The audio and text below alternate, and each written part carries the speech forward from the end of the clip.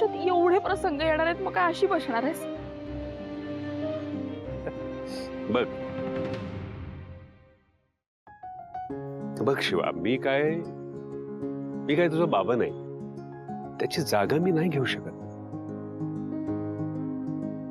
पण एवढी खात्री तुला देईन की मी त्याची उणीव तुला जाणवू देणार नाही कधी. तुला काहीही वाटलं, कुठलीही मदत हवी असली तर सरळ माझ्याकडे ये.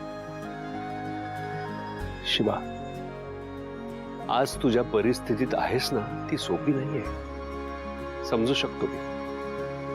तू हे सगळं मान्य केलंस, लग्न करण्यासाठी तयार झालीस, आम्हाला सगळ्यांना आपलंसं करण्यासाठी प्रयत्न करतेस, आणि ह्या सगळ्यांनी तुला आपलंसं करणं गरजेचं आहे. जे तुझ्या बाजूने आहेत ना त्यांचं बळ घे, जे तुझ्या बाजूने नसतील त्यांना आपलंसं कर. आमचा आशू आहे ना, तो जरा हट्टी आहे. त्याच्या मनाविरुद्ध काही गोष्टी घडल्या की तो रागावतो, तसंच तो आताही रागावलाय. पण मला माहिती आहे तू त्याला मनवशील, तुमची मैत्री आहे. आणि शिवा, आधी जसं होतं ना तसंच आत्ताही आहे, एवढं लक्षात ठेव. हा, कहाणी में थोडासा ट्विस्ट आहे. तो आता तुझा नवरा आहे आणि तू त्याला मनवशील,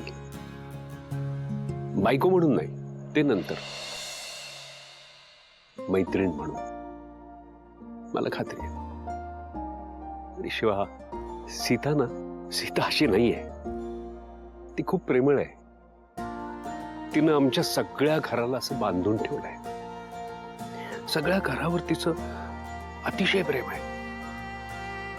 आता तुला ती थोडीशी रागीट वाटत असली ना तरी तुला एक सांगतो, ती सगळ्या प्रथा परंपरा जपणारी आहे. आणि तू जर त्या सगळ्या प्रथा परंपरा आपल्याशा केल्यास ना, तर मला माहिती आहे ती स्वतःहून तुला जवळ करेल. आणि मग काय, शोभा व्हायला काय अवघड आहे? मला माहिती आहे तू भल्या भल्या लोकांना सरळ केलेस, पण जरा आपल्या घरातल्या लोकांना थोडं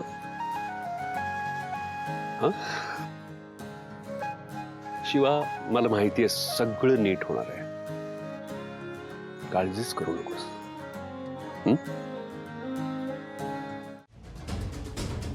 मला कुणाला दुखवायचं नाहीये, मला हे घर आनंदी ठेवायचं, जे की आधीपासूनच होतं, पण यापुढे पण तसंच ठेवायचं.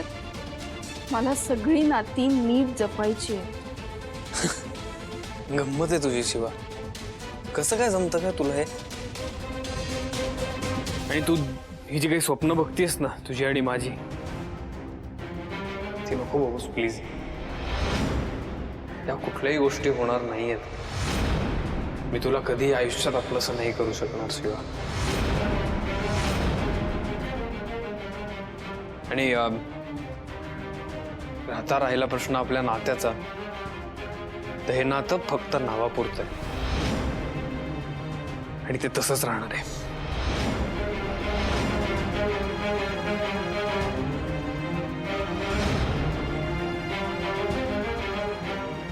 आशू, मला तुला दुखवायचं नाहीये, पण हे झालंय आता. आणि आता मी तुझी बायको आहे आणि पूर्णपणे माझ्या जबाबदाऱ्या पार पाडणार आहे.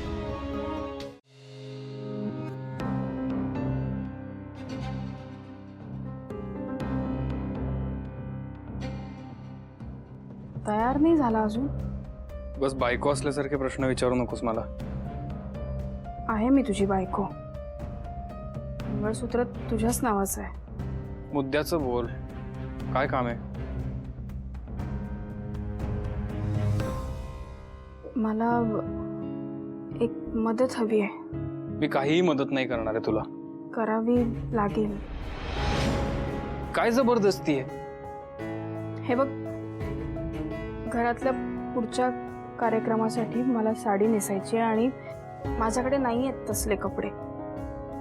तू कीर्तीकडून मला साडी आणून देशील का?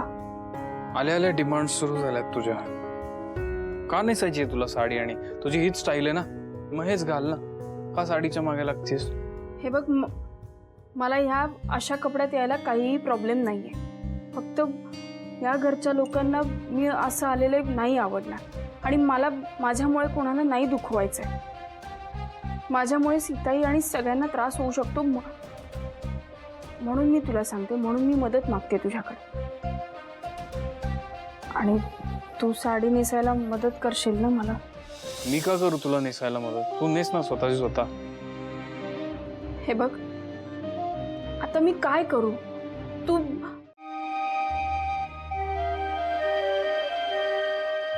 हे घे तुझी साडी. थँक्यू. आणि हे असं रोज होणार आहे का? नाही, मला तुला त्रास नाही द्यायचा आहे. मी आज संपदाला सांगून आम्ही नवीन साड्या विकत घेऊ. तू काही कर.